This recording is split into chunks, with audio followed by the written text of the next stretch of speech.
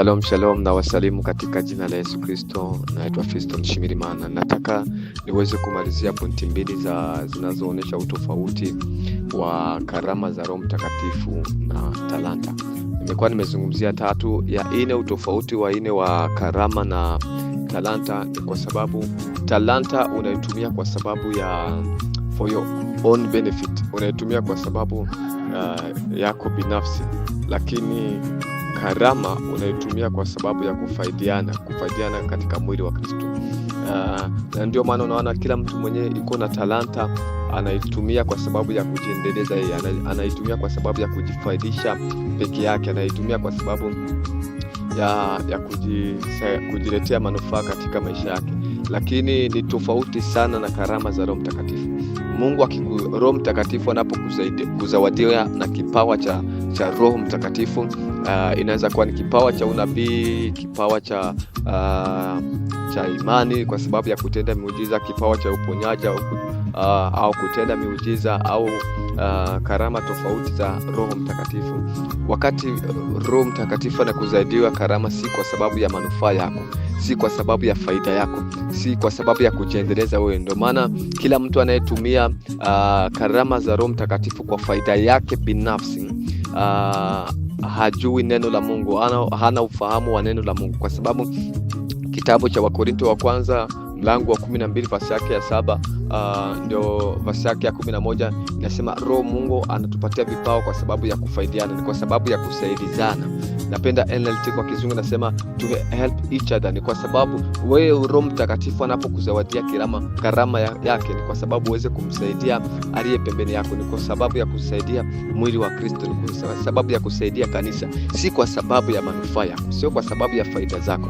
Na ndio maana huwezi ukasema ili niweze kukuombea upate uponyaji, leta kwanza pesa fulani, ili unione, ili nikuombee. Kuna wenyewe wanavifanya lakini halingani na neno la Mungu. Yoyote anafanya mambo kama na haya, anaenda kinyume na neno la Mungu. Mungu akupatie karama, Roho Mtakatifu akupatie karama kwa sababu ya faida yako binafsi. Roho Mtakatifu anakupatia karama kwa sababu ya kusaidia mwili wa Kristo, kwa sababu ya kusaidia jirani yako. Wakati kuna kuja mtu ambaye ni mgonjwa, anaumwa, unamwekea mkono ili aweze kupata uponyaji, lakini sio kwa sababu ya kuweza kujifaidisha. Na ndio maana ukisoma kitabu cha Matendo ya Mitume mlango wa 16 verse yake ya 16 mpaka 17, unaona yule mwenye alikuwa na spirit ya divination, ana predict the future, anatabiri mambo ambayo yatakayotokea. Anasema alikuwa alijifaidisha kwa pesa, alikuwa amejifaidisha kwa mali nyingi. Kwa sababu gani? Hawakuwa wanajua kama kwanza si kipawa ambacho kinatoka kwa Roho Mtakatifu, na ingine shida, kipawa cha Roho Mtakatifu hakifanyi kazi kwa sababu ya manufaa yako, kwa sababu ya kujitajirisha. Hapana. Ni Mungu anaweza kukubariki kupitia kipawa chako, na kubali kipawa cha Roho Mtakatifu. Mungu anaanza kukupatia utajiri kupitia karama za Roho Mtakatifu. Ni kweli na inawezekana. Hiyo nakubaliana, lakini sio kwa sababu wewe umejitakia, sio kwa sababu wewe unaanza kuitisha watu pesa, ili niweze kukuombea leta 10,000, ili niweze kukuombea leta 100,000. Sitamwombea mtu kama aleti pesa. Hakuna. Hiyo ni wizi, hiyo ni kutokujua neno la Mungu. Wakati Mungu anakupatia karama za Roho Mtakatifu, sio kwa sababu uombe pesa watu, kama jinsi huyo mwenye alikuwa na spirit of divination wamejitajirisha kwa pesa. Hiyo ni mambo ya uganga, hiyo ni mambo ya uchawi. Mtu anapokuja kutafuta msaada kwako, either umuombee, ana magonjwa, hautamuitisha kwanza pesa eti weka kwanza hapa $50 au $100 ndio niweze kukuombea. Hakuna. Unafanya hivyo, unamuombea akiguswa na moyo wake, kwa hiari yake, akitaka kukubariki. Na ndio maana ni kweli mimi nakubaliana nao. Kuko wenyewe walinunuliwa magari kwa sababu ya aliombea mtu na akapata muujiza, then mtu akakuja kushukuru. Nakubaliana sana na jambo la kukuja kushukuru, lakini sio wewe unaitisha na unaanza unasema kama hujaleta pesa sitakuombea. Haifanyiki hivyo. I'm telling you. Na hii naiongea kama vile mwalimu. I'm telling you, haifanyiki hivyo kabisa. Hauwezi kuwa kwa sababu kuna karama ya Roho Mtakatifu, au kwa sababu utabirie watu na waitisha kwanza pesa, ili nikutabirie tuma pesa kwanza, ili nikutabirie toa kwanza pesa. Haifanyiki hivyo. haifanyiki hivyo. Na kila mtu yote ambaye yuko ananisikia anafanya maneno kama na haya, anatumia njia mbaya, anatumia mbinu mbaya. Acha hao watu, wakiona Mungu ndani yako wataguswa peke yao, watakuja kukubariki kibinafsi kulingana na jinsi wao wanataka, kulingana na jinsi Roho wa Mungu akitaka kubariki. Si paka wewe ujiitishie, Mungu atakubariki personally. Sio unasema ili niweze kukuombea, leta kwanza pesa, ili niweze kukutabiria, leta kwanza pesa, ili niweze kuambia shida yako, leta kwanza pesa. Huyo ni uganga, huyo ni uchawi. I'm telling you, huyo ni uganga, huyo ni uchawi. Wale ambao wako na karama za Roho Mtakatifu, they don't ask money first so that they can pray for somebody.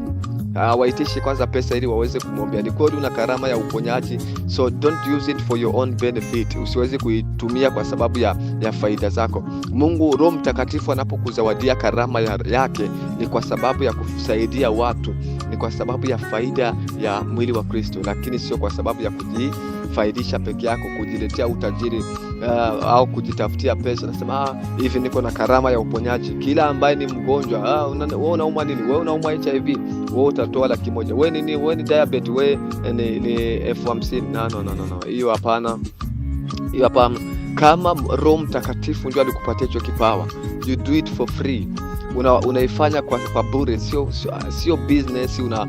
Unafanya kwa sababu upate pesa. So ni tofauti sana na karama tunapozungumzia na talanta tunapozungumzia karama za Roho Mtakatifu. So when you are talking about spiritual gift, it is very very different with talent. Kwa sababu talanta ndio unazitumia kwa sababu ya faida yako. Ndio maana unaona hao wenyewe wanafanya games, ni wachezaji wa mpira, hata kuja kucheza kwa timu yako kama mjapatana pesa,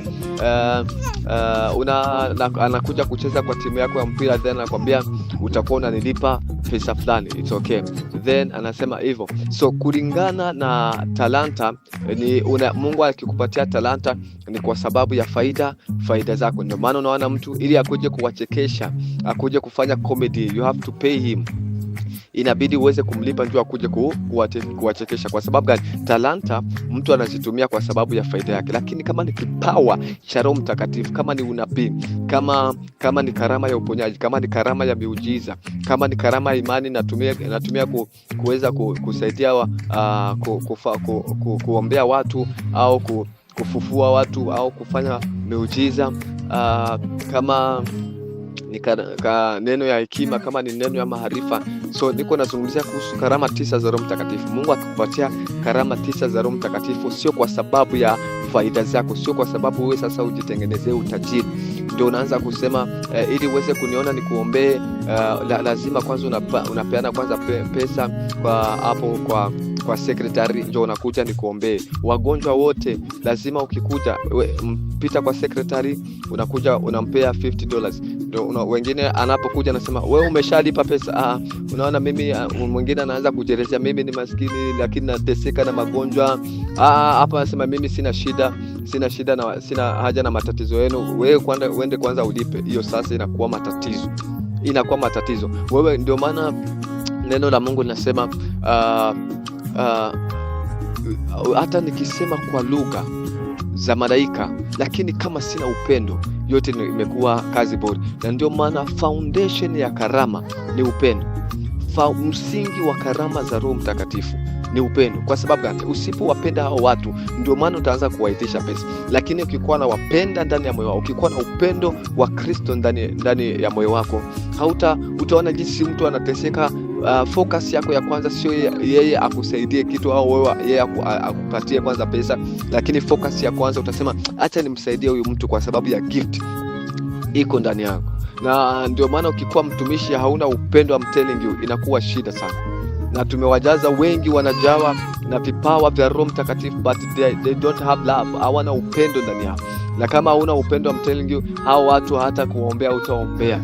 No, that's the reason why shida sana sio kuwa na karama, lakini upendo iingie ndani ya watu wa Mungu, iingie ndani ya wale watu wenyewe wako na karama za Roho Mtakatifu. Kwa sababu ni wakati utakuwa na upendo ndio utamuonea huruma huyo mama anateseka miaka 15 akiumwa HIV. Unasema una miaka 15 kuja nikuombee. Hata hautaitisha kitu. hata akienda bila kupatia kitu hautanungunika. Kwa sababu gani? Hauko hapo kwa sababu wakupee kitu, hauko hapo kwa sababu ujifaidishe peke yako. Si talanta, ni karama za Roho Mtakatifu, na karama za Roho Mtakatifu hazifanyi kazi kwa sababu ya faida yako, sio kwa sababu wewe uendelee, sio kwa sababu utajirike, lakini ni kwa sababu ya kusaidia mwili wa Kristo. So Mungu Roho Mtakatifu anapokuzawadia na karama ya Roho Mtakatifu, kuanzia sasa uelewe kama sio kwa sababu ya faida yako, sio kwa sababu wewe ujitajirishe. Sijakataa kama watu watakubariki. Watu watakubariki kwa sababu kuna watu ambao wako kama vile yule Msamaria, wakati watapona hawatakimbia, watakuja kusema asante. Na kuna wengine wakikuja kusema asante, wanakuja wanasema, mtumishi, niliteseka na hii magonjwa, na kuja kukubariki. Kuna wenyewe walipata nyumba, kuna wenyewe walipata vitu tofauti, lakini nataka kuonyesha kama priority, msingi kwanza, focus yetu haipashi kukua kwa sababu ya hivyo vitu. Focus yetu inapaswa kuwa mbaraka, kuwa msaada kwa hao watu wa Mungu ambao wanateseka. Mungu alituzawadia vipawa kwa sababu tuwasaidie wao, watoke katika changamoto, watoke katika matatizo yao. Lakini sasa focus yetu sio ndio maana unaona unasikia mtu huyo mchungaji, kama hauna pesa hutaombewa. It is nonsense. Hii si kitu mzuri. Kama Mungu alituzawadia karama za Roho Mtakatifu, si kwa sababu ya faida zetu, lakini ni kwa sababu ya faida ya mwili wa Kristo. Ni kwa sababu hao watu wasaidiki, lakini sio wewe kwa sababu ya faida zako. Ingekuwa ni talanta sawa, tungeelewa, lakini sio mambo ya vipawa vya Roho Mtakatifu. Kwa sababu kama ni vipawa vya Roho Mtakatifu, hatuifanyi kwa sababu ya faida zetu, hatuifanyi kwa sababu ya kujitajirisha, hatufanyi kwa sababu tuendelee tununue magari, tununue nyumba. Lakini wakati gani sasa itafanyika hivyo? Wakati gani itafanyika ndio mtu apate hivyo? Ni wakati Mungu binafsi awaguse hao watu ndio waweze kukubariki. Tuko pamoja? Mungu binafsi awaguse hao watu ndio waweze kuja kubariki, lakini sio wewe uanze kusema sitakuombea kama hujatoa. Kama uleti kitu sitakuombea, inamaanisha wewe uko unafanya business. Unaonekana kama hauna haja hata watu wapate usaidizi kutoka kwa Mungu. Unataka kujifaidisha peke yako. Lakini karama za Roho Mtakatifu ni tofauti na talanta. Talanta ndio unajifaidisha peke yako, lakini karama ni kwa sababu ya faida ya mwili wa Kristo. Bwana Yesu asifiwe. So kusikue mtu ataanza kutumia karama za Roho Mtakatifu kwa sababu ya faida zake. Na ndio maana ningeomba hii audio uweze kuwatumia watu wengi zaidi wapate maarifa. Mungu Roho Mtakatifu hajakupea kipawa cha Roho Mtakatifu, kipawa chake ili uweze kujitajirisha, ili uweze kujiendeleza, kujifaidisha. Ni kwa sababu ya faida ya mwili wa Kristo. Ni kwa sababu ya hao watoto wa Mungu. Ni kwa sababu ya hao wenyewe wanateseka. Na ndio maana Mungu alikupatia kipawa cha uponyaji, alikupatia kipawa cha kutenda miujiza, ili Mungu aweze kukupitia wewe, aweze kugusa maisha yao. Kama wao peke yao watakuwa kama yule Msamaria, alipoponya miongoni ya wale wenye ukoma wa 10, akarudi kushukuru. Kama atakuja kushukuru, sawa, pokea. Kama Mungu atakuruhusu uweze kupokea. Lakini kuna wengine, ndio maana mtumishi unaweza kuwa umeshajiweka tayari. Si lazima huyo mtu akupee kitu. Kama Mungu atamgusa, sawa, lakini acha aitoe kwa hiari yake. Sio unamsukuma unasema kama utaleta sitakuombea. So miongoni ya watu wenye utaombea kuna kategori mbili. Kuna miongoni ya wale 9 wenye ukoma, wenye baada ya kupona hautamuona tena, anapotea. Lakini kuna miongoni ya Wasamaria watakuja kusema asante, anasema umeniombea, nilikuwa nimeteseka, nimeenda hospitali zote sikupata uponyaji, lakini uliponiombea nikapona. Nimekuja kusema asante, nimekuja kushukuru Mungu. Okay, unaanza ukapokea. Lakini sasa kuna ingine kategori ya 3 kulingana na wale ambao umewaombea. Kuna wenyewe watakuja kushukuru, Mungu atakwambia haina shida kupokea. Lakini kuna ingine kategori yenyewe watu watakuja kushukuru, Mungu anakwambia hapana. Na tumeona usiweze kugusa hizo vitu, kwa sababu tunaiona katika story ya Elisha wakati Naaman alipata uponyaji, then akakuja na dhahabu, akakuja kumshukuru, anasema anashukuru kwa sababu nimekuwa nimeteseka. Then Elisha akamwambia aje, nenda na vitu vyako. Which means inatuonyesha kuna categories za watu. wataanza kuja kukushukuru, wanakuja kushukuru Mungu kupitia wewe ambao umewaombea na wakaona muujiza. Lakini sio kila wakati Mungu atakwambia shika. Kuna wakati mwingine utataka kushika, Mungu anasema hapana. So hiyo yote inawezekana. Na ndio maana Mungu akikwambia usichukue.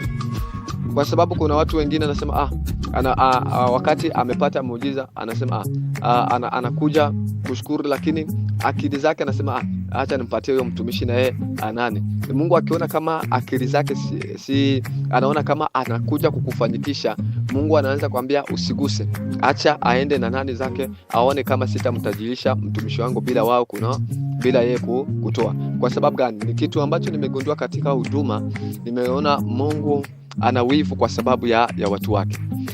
Ukikuwa mtu unasema huyu mtumishi au watumishi wanachukua vitu vyetu, wanachukua, Mungu anaanza unaanza leta, Mungu anamwambia usishike. Kwa sababu gani? Mungu anaona nia yako, anaona maneno ambayo umeyazungumza, then unaenda na vitu ambavyo ulikuwa unamletea, then Mungu anamfungulia zingine njia. Kitu nimerealize kwa maisha, Mungu anawashughulikia watumishi wake.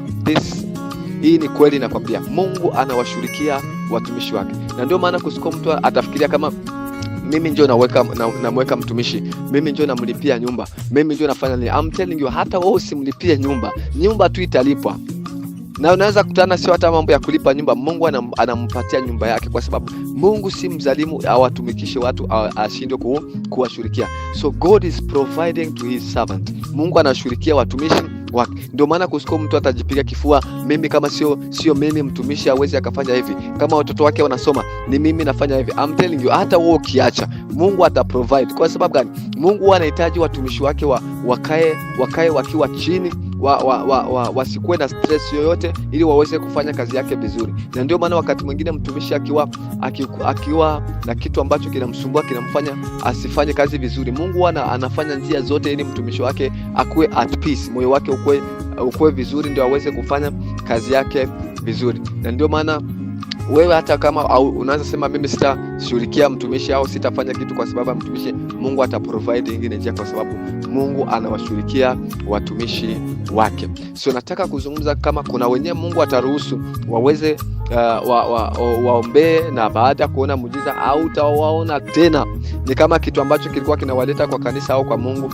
imeishia hapo. Hiyo ni kategoria ya kwanza. Lakini kuna wenyewe baada ya kuona muujiza watakuwa kama Msamaria, watakuja kushukuru na Mungu atakuruhusu uweze kuchukua. Ule mwenye ukoma umoja alikuja akakuja kusema asante. Lakini kuna zingine kategori, kuna wenyewe watakuja, Mungu anakuambia hiyo usichukue. Kwa sababu gani nasema hivi? Ni kutayarisha, kwa sababu wakati Mungu atakukataza kuweza kuchukua sadaka kwa mtu alikuja kushukuru, usiseme hii mambo Mungu naye sijaiona kwa Biblia. Iko kwa Biblia. Wakati Naamani alileta sadaka kwa Elisha, Mungu akamwambia Elisha, don't touch it, usiweze kuigusa, na ikahappen hivyo. Na tunaona wakati Gehazi alienda kuchukua, ikamletea shida, akachukua ukoma wa Naamani.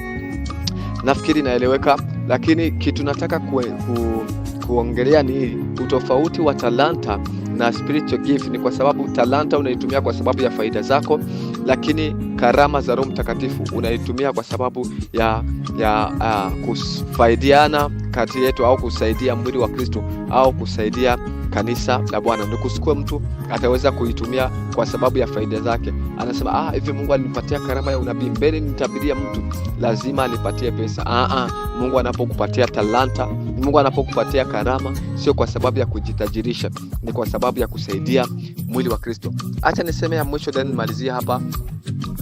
Tofauti ya 5 ya talanta na karama ya Roho Mtakatifu. Talanta inatakikana uweze kuidevelop ili uweze kuwa bora, lakini karama ya Roho Mtakatifu haihitaji uweze kuidevelop. Inamaanisha nini? Talanta, unaweza pata talanta ukiwa mtoto mdogo, then inabidi uendelee unafanya practice, mazoezi ndio mtu anakuwa bora. So talanta ikikosa wakati haina mazoezi, inashindwa kukua bora na inabaki kuwa changa. Na ndio maana unaanza kuona mtu hata kama yuko na Mungu alimpea talanta ya kuweza ya game fulani, lazima abaki anafanya practice, lazima abaki anajinoa, lazima abaki anajitengeneza, anakuwa bora ndio aweze kukua the best.